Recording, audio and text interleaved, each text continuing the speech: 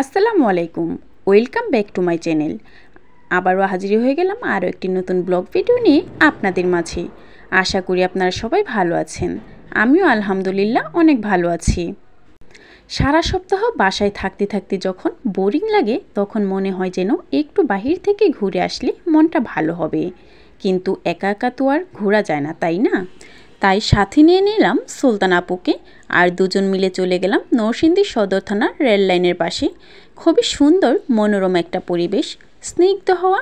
প্রতিদিনই অনেক মানুষ আসে এখানে আড্ডা দেওয়ার জন্য, গল্প করার জন্য। তাই আমরাও আজকে চলে আসলাম মন ভালো করার জন্য এখানে। তো দুজনে বসে গল্প করছিলাম। গল্প করতে করতে ভাবলাম কিছু খাওয়া দরকার, কিন্তু কি খাবো, কোথায় খাবো ভাবছিলাম। আর ঠিক তখনই মনে হলো পিৎজা 7 ডেজের কথা। শুনেছি এখানের খাবারের মান নাকি খুবই ভালো, তাই আর দেরি না করে দুজনে চলে গেলাম পিৎজা 7 ডেজে। রেস্টুরেন্টটি খুব বেশি দিন হয়নি তৈরি হয়েছে, কিন্তু অল্প সময়ে খুবই পরিচিতি পেয়েছে। ওখানে গিয়ে যা দেখলাম, রেস্টুরেন্টটি রেল লাইনের বিপরীত পাশে বা ওভারব্রিজের দক্ষিণ পাশে আশিনগর যাওয়ার পথেই পড়ে।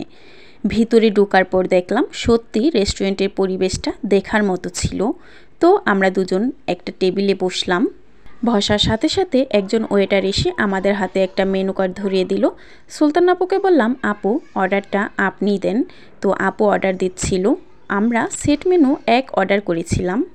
ওয়েটার বলল, আপু 30 মিনিট সময় লাগবে। তো উনি যেহেতু আমাদের কাছ থেকে 30 মিনিট সময় চেয়ে নিয়েছিলেন, তো আমরা ভাবলাম 30 মিনিট বসে বসে আর কি করব, আমরা বরঞ্চ এই রেস্টুরেন্টটি ঘুরে ঘুরে দেখি। রেস্টুরেন্টের ভেতরটি সত্যি চমৎকারভাবে সাজানো হয়েছিল, যা বলার মতো নয়। সবচেয়ে ভালো যেটা লেগেছে সেটা হচ্ছে রেস্টুরেন্টটি পানির উপর সুন্দর করে তৈরি করা হয়েছে, ভাসমান যেটাকে বলে। চারিদিকে পানি আর পানি। এই পুকুরের মধ্যে ওনারা খুবই সুন্দর করে মাছ চাষ করছিলেন। তো আমি কিছুটা মাছেরও ভিডিও করে নিয়েছিলাম। তাছাড়া এই রেস্টুরেন্টের চারপাশে বিভিন্ন ধরনের রেস্টুরেন্ট ছিল, যেগুলো দেখতেও খুবই ভালো লাগছিল। পরিবার পরিজন নিয়ে ঘুরতে যাওয়ার জন্য খুবই নিরিবিলি শান্ত একটা পরিবেশ ছিল এটা। সত্যি আজকের বিকালটা ভোলার মতো নয়, খুবই ভালো লেগেছিল।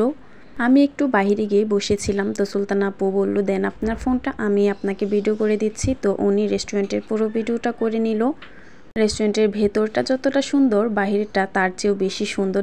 ঢোকার পথেই খুবই চমৎকার একটা ভিউ পাওয়া যায়। আপনারা যারাই রেস্টুরেন্টটিতে এসেছেন তারা অবশ্যই বুঝতে পারছেন রেস্টুরেন্টটি আসলে কতটা সুন্দর এবং মনোরম পরিবেশের মধ্যে তৈরি করা হয়েছে। তো যাই হোক, আমরা রেস্টুরেন্টটি ঘুরে দেখতে দেখতে এবং ভিডিও করতে করতে এক পর্যায়ে দেখা গেল 30 মিনিট ওভার হয়ে গেছে। তো আমাদের খাবারটাও চলে এসেছে। খাবারটা কিন্তু খুবই চমৎকার ছিল। সেট মেনুতে ছিল ফ্রাইড রাইস, চিকেন ভেজিটেবল, সালাদ আর চিকেন ফ্রাই। আর এই সেট মেনুটার প্রাইস ছিল 250 টাকা। যাই হোক, আমরা খাবার শুরু করলাম। তো সুলতান আপু বলছে ওনাকে একটু ভিডিও করে দেওয়ার জন্য। তো উনি খাচ্ছে, আমি ভিডিও করে দিচ্ছিলাম। তো খাবারটা শেষ করে যতটুকু বুঝতে পেলাম, আসলে খাবারের মানটা খুবই ভালো ছিল। সব খাবারই মোটামুটি ভালো ছিল। তবে আমার কাছে সবচেয়ে বেশি ভালো যেটা লেগেছে সেটা হচ্ছে চিকেন ফ্রাইটা। এর টেস্টটা এত চমৎকার ছিল যা বলার মতো না। তো যাই হোক, খাওয়া দাওয়া শেষ করে আমরা আবারও চলে যাব বাড়ির উদ্দেশ্যে। তো ভিউয়ার্স, আমার আজকের ভিডিওটি কেমন লাগলো অবশ্যই কমেন্ট করে জানাতে ভুলবেন না। পরবর্তী ভিডিও পাওয়ার জন্য অবশ্যই আমার চ্যানেলটি সাবস্ক্রাইব করে পাশে থাকা বেল আইকনটি অন করে দিবেন।